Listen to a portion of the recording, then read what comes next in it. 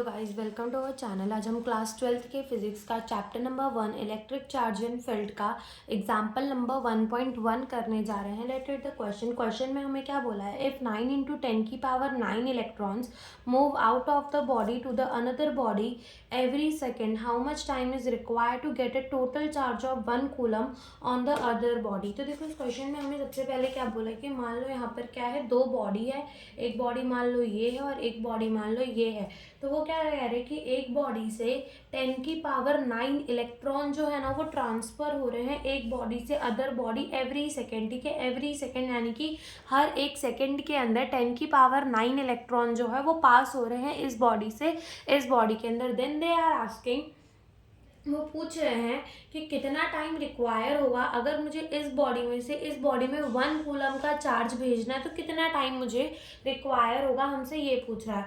तो अब अगर हम बात करें यहाँ पे 10 की पावर 9 इलेक्ट्रॉन्स जो हैं जा रहे हैं। ठीक है, एक इलेक्ट्रॉन में चार्ज कितना होता है, charge on the 1 electron is 1.6 into 10 की पावर माइनस 19 कूलम, इतना चार्ज होता है 1 इलेक्ट्रॉन। तो 10 की पावर 9 में कितना चार्ज होगा। ठीक है, 10 की पावर 9 इलेक्ट्रॉन में कितना चार्ज होगा 10 की पावर 9 इंटू 1.6 इंटू 10 की पावर माइनस 19 कूलम जितना, यानी कि 1.6 इंटू 10 की पावर माइनस 10 कूलम जितना चार्ज, यानी कि इतना चार्ज जो है वो पास हो रहा है एवरी सेकेंड। ठीक है, इधर अपन क्यू लिख लेते हैं, यहाँ पर टाइम लिख लेते हैं। तो देखो कितना चार्ज पास हो रहा है, 1.6 इंटू 10 की पावर माइनस 10 कूलम का चार्ज जो है वो एवरी सेकेंड पास हो रहा है।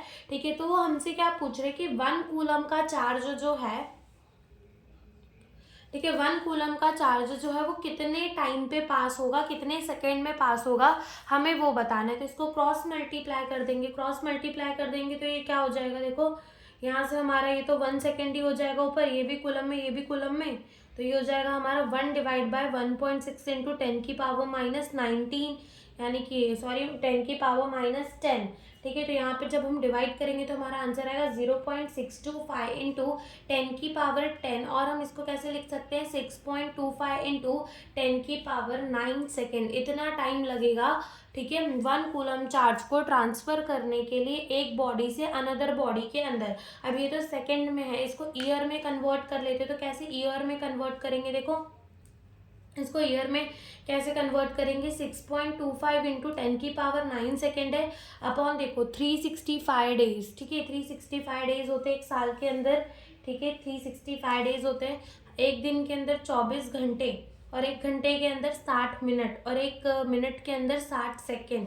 ठीक है, तो जब अपन इसको डिवाइड करेंगे तो जो हमारा आंसर आएगा वो क्या आएगा, 0.00001918 इंटू 10 की पावर 9। अब यहाँ पे डेसिमल को राइट में शिफ्ट करेंगे तो माइनस हो जाएगा, तो यहाँ पे हमारा जो आंसर आएगा वो आएगा 198.18 ईयर्स। ठीक है, इतना ईयर्स लग जाएगा, या फिर आप इसको अप्रॉक्स इतना मान के चल लो कि हमारे कितने लग रहे हैं, 200 ईयर्स लग रहे हैं। तो देखो यहाँ पर सिर्फ एक कूलम का चार्ज हमें भेजना है, चार्ज जो है वो कितना स्मॉल होता है, एक इलेक्ट्रॉन पे कितना कम चार्ज होता है ना, और हमको सिर्फ एक कूलम का चार्ज भेजना है। अब देखो चार्ज जो है वो इतना जल्दी ट्रांसफर हो रहे हैं इस बॉडी से इस बॉडी के अंदर, मतलब 10 की पावर 9 इलेक्ट्रॉन जा रहे हैं एक सेकेंड के अंदर।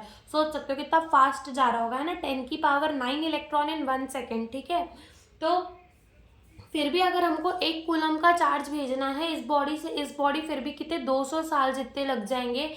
यानी कि ये कूलम जो होती है ना वो बहुत बड़ी क्वांटिटी होती है प्रैक्टिकली देखा जाए तो।